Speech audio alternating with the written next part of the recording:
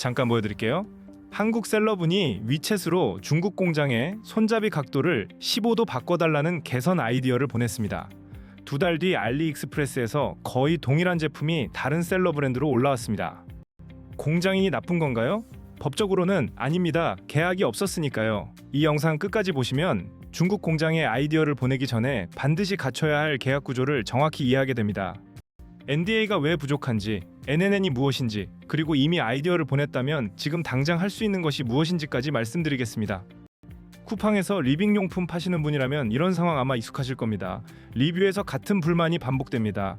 흡착이 약하다, 손잡이 각도가 아쉽다, 소재가 조금만 더 두꺼우면 좋겠다. 직접 개선안을 정리해서 위챗으로 공장 담당자에게 보냅니다. 담당자는 알겠습니다. 다음 샘플에 반영해 볼게요 라고 답합니다. 여기서 문제가 시작됩니다. 중국 공장은 하루에도 수십 명의 바이어와 대화합니다. 한국 셀러 A에게 받은 개선 아이디어를 같은 카테고리를 소싱하는 바이어 B에게 신제품 개선안으로 제안하는 건 실무에서 자연스럽게 일어납니다. 누군가를 속이려는 의도가 아닙니다. 계약이 없으니 법적으로 아무 문제가 없는 겁니다. 바이어가 무상으로 제공한 아이디어는 계약 없이는 공장이 자유롭게 활용할 수 있어요. 이걸 업계에서는 무료 R&D라고 표현합니다. 한국에서 비밀 유지 계약, 즉 NDA를 써보신 분들 계실 겁니다. 중국 공장에도 비슷한 걸 보내셨을 수도 있고요. 결론부터 말씀드리겠습니다. NDA만으로는 부족합니다. 이유가 있습니다. NDA는 이 정보를 외부에 공개하지 말라는 조항만 담습니다.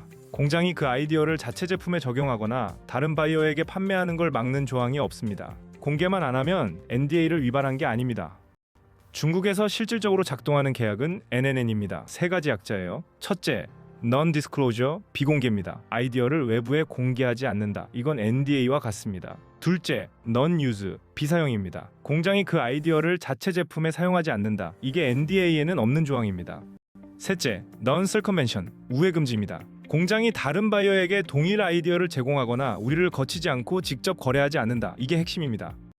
그리고 중요한 점이 하나 더 있습니다. NNN 계약은 반드시 중국어로 작성되고 중국 법 관할로 명시되어야 중국 법원에서 집행이 가능합니다. 영문으로 된 계약서를 중국 공장에 보낸다고 중국에서 효력이 생기지 않습니다. 많은 분들이 이렇게 생각하십니다. 위챗에 다 기록이 남아있으니 증거가 되는 거 아닌가요? 중국 법원에서 디지털 메시지는 단독 증거로 채택되기 어렵습니다. 공증이나 제3자 인증이 없으면 그냥 화면 캡처에 불과합니다. 법적으로 보호받으려면 세 가지 중 하나가 필요합니다. 첫째, 공증된 문서입니다. 개발 초기에 공유한 스펙시트 도면을 공식 문서로 전환하고 공증을 받아두는 겁니다. 둘째, 공식 계약서에 명시된 조항입니다. 계약서 본문에 바이어가 제공한 기술 정보의 소유권은 바이어에게 있다는 조항이 있으면 그 계약서 자체가 증거가 됩니다.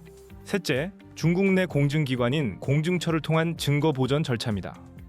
이게 가장 강력한 방법이지만 절차가 복잡합니다. 아이디어를 이미 공유하셨다면 늦지 않았습니다.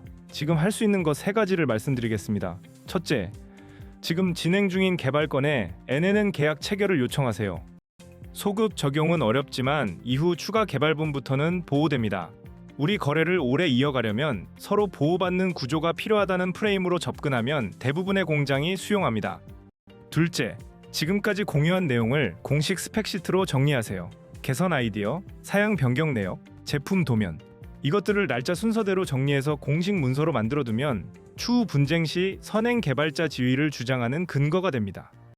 셋째, 2025년 10월 발효된 중국 반부정당 경쟁법 개정안을 활용하세요. 이 법 개정안은 영업비밀 보호를 강화하고 외국 기업의 IP 보호 근거를 명확히 했습니다. 제대로 된 NNN 계약과 문서화된 개발 이력이 있을 경우 중국 법원에서 IP 침해 소송 승소율이 높게 보고되고 있습니다.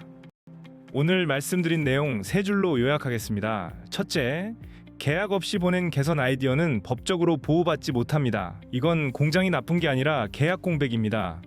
둘째, NDA만으로는 부족합니다. 비사용과 우회 금지까지 포함한 NNN 계약이 필요하고 반드시 중국어 중국 법 관할로 작성해야 합니다. 셋째, 이미 아이디어를 보냈더라도 지금 당장 NNN 요청과 개발 이력 문서화를 시작하세요.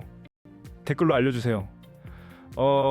지금까지 공장에 아이디어를 보낼 때 계약서를 쓴 적 있으신가요? 없으시다면 어떤 이유가 가장 크셨나요? 아이디어 공유 전에 반드시 갖춰야 할 계약 구조, 팩토리핏에서 먼저 확인해 보세요. factorypit.co.kr에서 먼저 확인해 보세요.